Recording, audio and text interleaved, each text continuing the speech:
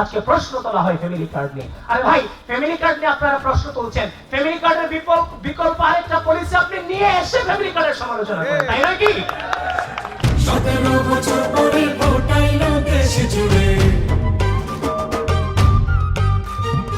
আমরা যারা এখানে বসে আছি সবাই কেন আজকে এখানে আসতে পেরেছি, এর প্রথম কারণ হচ্ছে 5ই আগস্ট। আমার কাছে মনে হয় যেখানে বিএনপির সর্বাধিক সংখ্যক কর্মী মারা গিয়েছেন 5ই আগস্টের এই জুলাই আন্দোলনে। আমাদের কাজ হলো এই তরুণদেরকে শিক্ষায়, জ্ঞানে, প্রযুক্তিতে শুধু আমরা একটু তৈরি করে দেবো।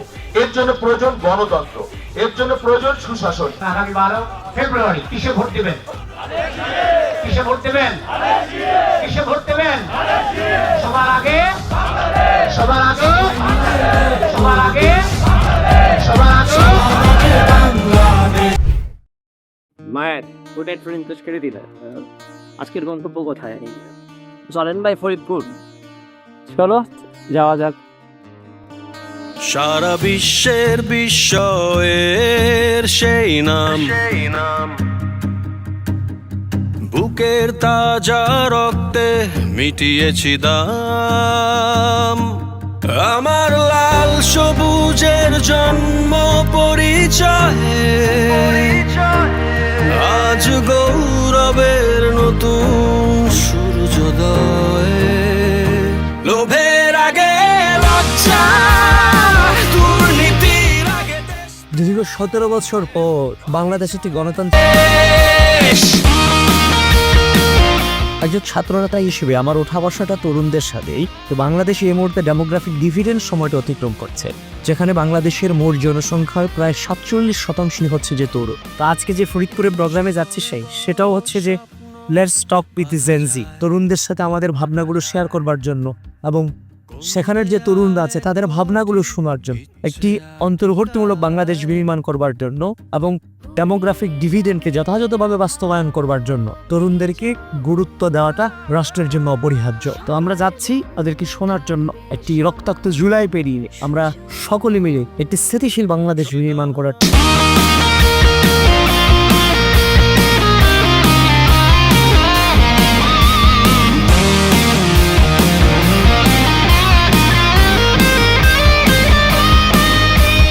শিকলে বলো স্বপ্ন বাধা যায়, বাধা যায় কোন দেয়ালে কোটি ইচ্ছে আটকায়।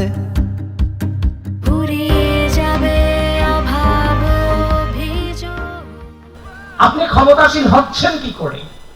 যে জনগণ আপনাকে দয়া করে ভোটের মধ্য দিয়ে দায়িত্ব পালন করবার জন্য আপনাকে সুযোগ করে দিচ্ছে, সেই জনগণ ক্ষমতাসীন, সেই জনগণ ক্ষমতাধারী, আর আপনি হচ্ছেন স্রেফ দায়িত্ব পালনকারী। যে কোনো মুহূর্তে আপনাকে ক্ষমতাশীলরা তথা জনগণ আপনাকে সেখান থেকে সরিয়ে দিতে পারে। আপনি যদি এই কনসেপ্টে রাজনীতি করতে না পারেন, এই কনসেপ্টে যদি আপনি দায়িত্ব পালন করতে না পারেন, তাহলে হাসিনার পরিণতি যা হয়েছে আপনার আমার পরিণতি তাই হবে। এখন হাসিনার বিরুদ্ধে আমি লড়াইটা কেন করেছি? সে ক্ষমতাশীল তাই, কারণ আমি ক্ষমতা চাই না, আমি দায়িত্বশীল ব্যক্তি চাই। ক্ষমতার বিপরীতে আমি দায়িত্বশীল ব্যক্তি চাই। ক্ষমতাধারী হবে জনগণ আর তার প্রতিনিধি হবে দায়িত্বশীল। আমরা দায়িত্বশীল হতে চাই, আমরা ক্ষমতাশীল হতে চাই না। সুতরাং যে ক্ষমতার বিরুদ্ধে আমরা লড়াই করেছি, আবার আমরা ক্ষমতাধর হব।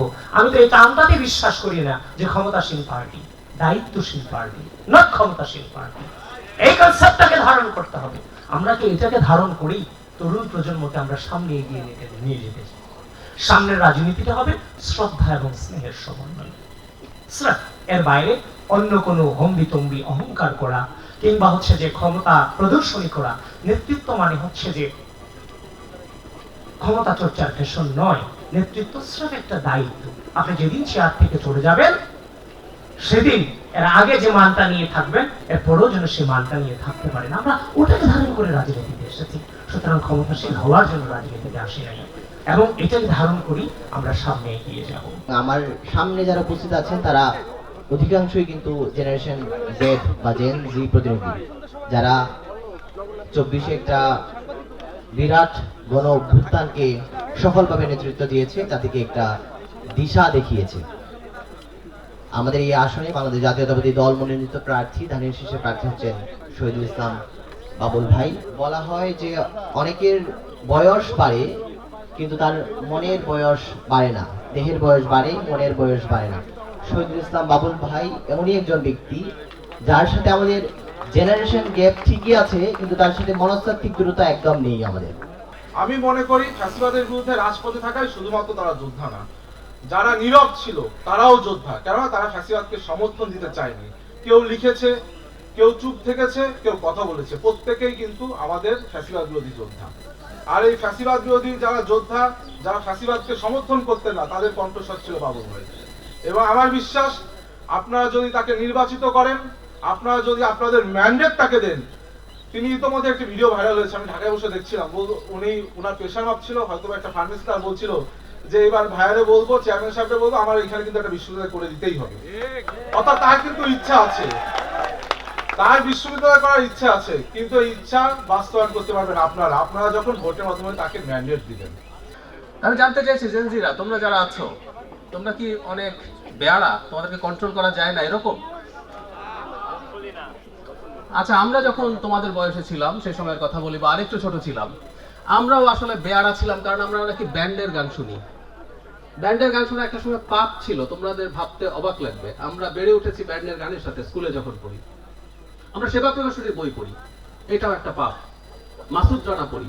প্রথমে একটা প্রশ্ন করি যে আপনারা এবং আমরা যারা এখানে বসে আছি সবাই এখানে কেন আজকে এখানে আসতে পেরেছি?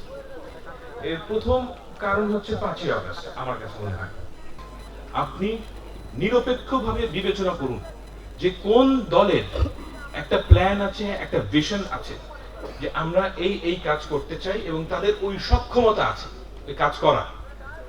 যাদের এই সক্ষমতা আছে, আমি বলবো আপনি নিজে বিবেচনা করে তাদেরকেই ভোট দিন। খালেদা জিয়া 91 সাল 2001 সালে বিনা বেতনে নারীদের পড়বার ব্যবস্থা করেছিলেন।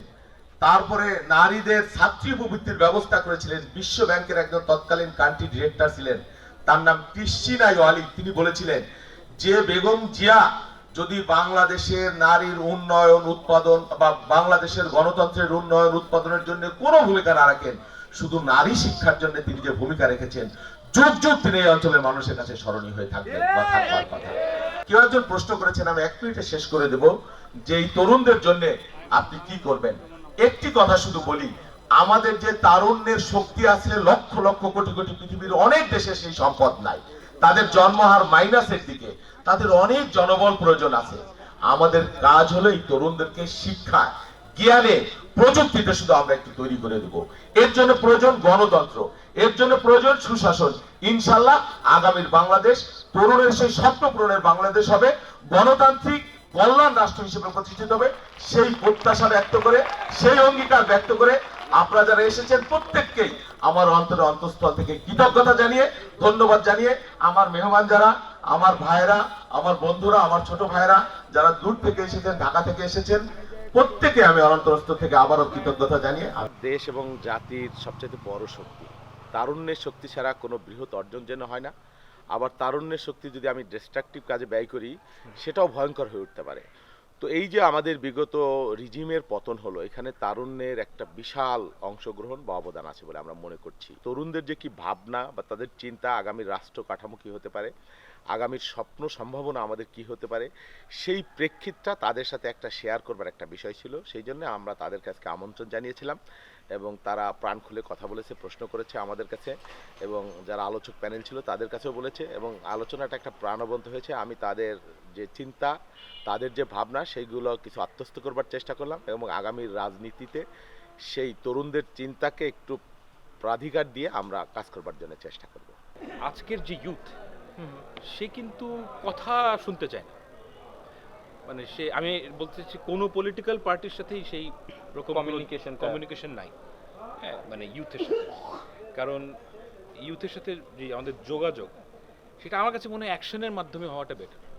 অর্থাৎ আপনাকে যখন কেউ আপনার সমস্যার সমাধান করবে, আপনাকে ওনারশিপ দিবে যে কোনো জিনিসে, তখন কিন্তু আপনাকে আর কিছু শিখিয়ে দিতে হয় না।